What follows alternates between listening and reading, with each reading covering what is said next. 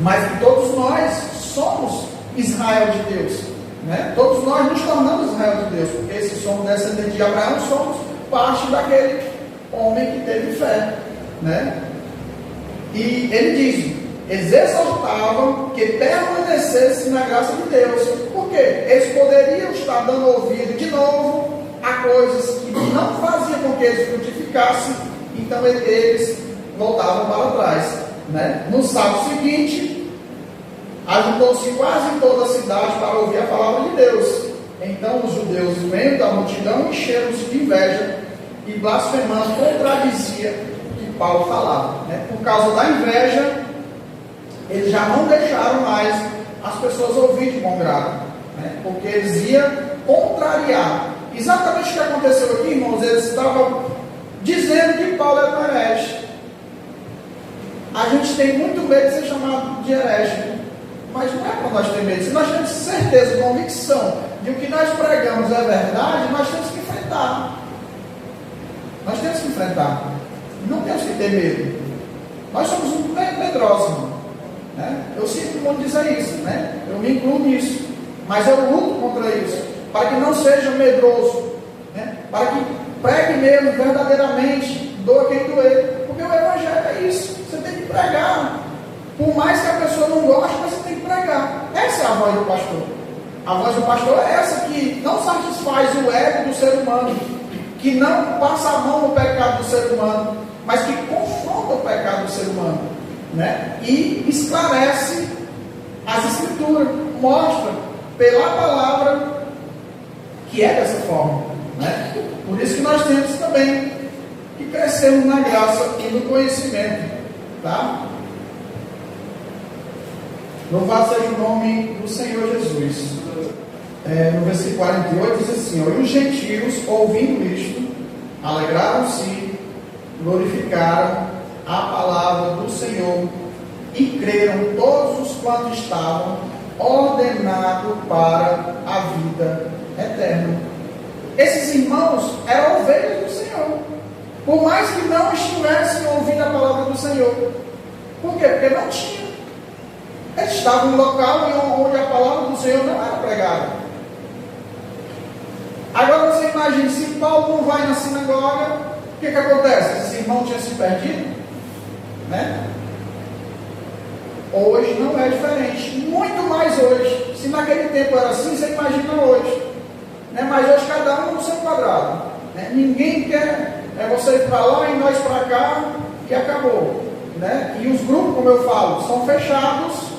Se for de fora, não fizer parte, não pode pregar. Mas tem que ter uma estratégia, né? Tem que ter uma estratégia para que, se verdadeiramente nós temos convicção de que estamos pregando a palavra do Senhor verdadeiramente, nós temos que enfrentar, nós temos que buscar uma saída. Ou será que não tem ovelhas do Senhor em locais que não tem palavra? Ou será que está tudo certinho hoje, né? A igreja do Senhor precisa. Eu creio dessa forma, né? Mas o que acontece? E a palavra do Senhor se divulgava por toda aquela província. Porque quanto mais pessoas ouvem a verdade, mais a verdade vai se espalhar, né? Versículo 50 diz assim: mas os judeus incitaram algumas mulheres religiosas e honestas e os principais da cidade e levantaram perseguição contra Paulo e Barnabé e os lançaram fora dos seus termos, sacudindo porém contra eles o pó de seus pés, partiu para Icônio, e os discípulos estavam cheios de alegria do Espírito Santo. Olha só, irmãos, né? E a gente quer estar cheio de alegria, cheio do Espírito Santo, mas quer estar com medo, não querendo nos disponibilizar, né? Para confrontar dentro da palavra. Temos que confrontar, porque senão as pessoas não vão abrir os olhos. Senão as pessoas não vão conhecer verdadeiramente a palavra. Porque, irmãos, cada um segue a sua fé, e há de quem mexer em algo que a pessoa não quer que mexa. Cada um tem o seu pontinho de você. Não, se eu sou cristão, muito bem, mas se mexer aqui, aí não dá certo não, né? É dessa forma. E eles eram perseguidos, eram blasfemados. O próprio Senhor Jesus. O que Paulo estava fazendo aqui era exatamente aquilo que o Senhor Jesus pediu que fosse feito, né? Porque Jesus também passava de cidade em cidade, sinagoga em sinagoga, era apedrejado, era expulso, era enxotado dali. Algumas horas depois, Jesus já estava lá de novo, pregando a mesma coisa, né? E foi assim que o Evangelho foi divulgado. Por que hoje tem se tornado muitos prosélitos religiosos? Por conta da escassa pregação verdadeiramente da palavra de Deus, né? Hoje são pregações egocêntricas, né? Pregações para satisfazer o ego das pessoas. Eu fui para a igreja hoje, eu fui para o culto hoje, foi uma bênção. Foi uma bênção porque foi cheio de falsas promessas que agradava o coração daquela pessoa, e muitas das vezes não veio de Deus, né? Aquela pessoa chorou, achando que foi tomada pelo Espírito Santo de Deus, e não foi. São ensinos e pregações que deixam a pessoa emocionada, né? Irmãos, empresa normais, elas fazem isso, ela contrata um profissional para que eles venham motivar os funcionários da empresa.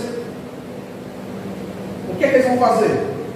Eles vão trazer palavras para que as pessoas fiquem motivadas a progredir mais, né? A produzir mais. Está sendo usado isso dentro das igrejas. Palavras motivacionais. E as pessoas saem de lá achando que estão cheias do Espírito Santo, porque o Senhor estava lá, o Senhor falou.